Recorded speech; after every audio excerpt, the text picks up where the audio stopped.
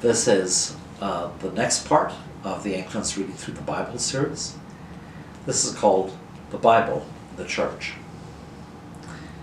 Let's start out with a Bible verse, 2 Timothy 4:2. Proclaim the message. Interpretation within the church. For the first 3/4 of the church's life, lay people didn't have easy access to reading the Bible themselves.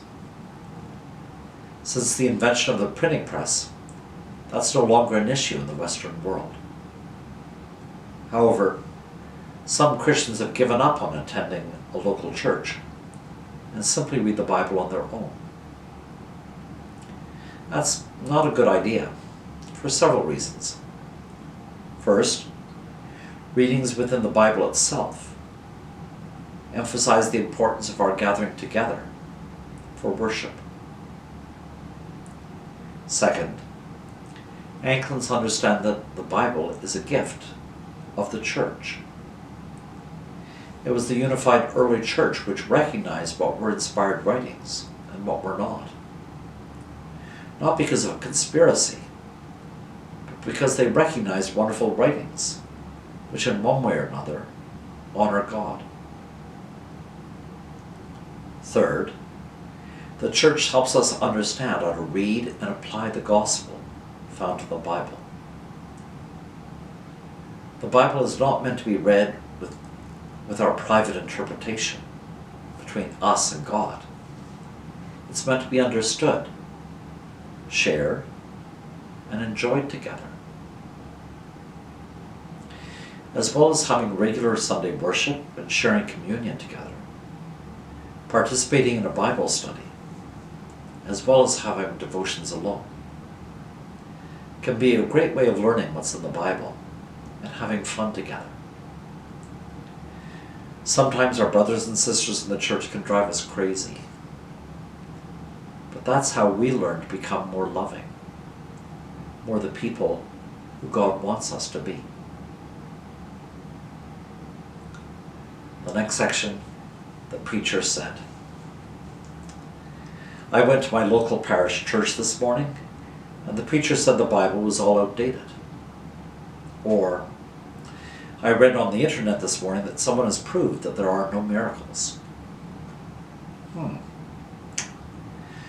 Anglicans have tended to see ourselves as a broad tent, that everyone is sincerely welcome, and we're not to be quick to judge.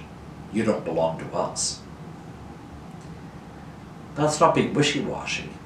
That's a wonderful gift, and consistent with the hospitality expressed by Jesus Christ himself. But that doesn't mean that everyone interprets the Bible in the same way. And it doesn't mean that everyone is right. We hope you'll get nourished by your local parish church. And if you struggle with your rector or some other aspect of parish life, keep getting fed, including reading the Bible.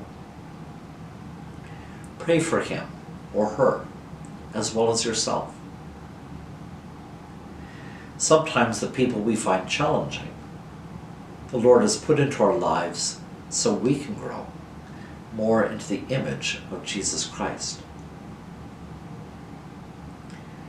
Our advice would be, as a last resort, to find another fellowship in the somewhat unlikely scenario that it really is so bad that we become chronically more grumpy, unhappy, and angry, not less, by belonging where we've been.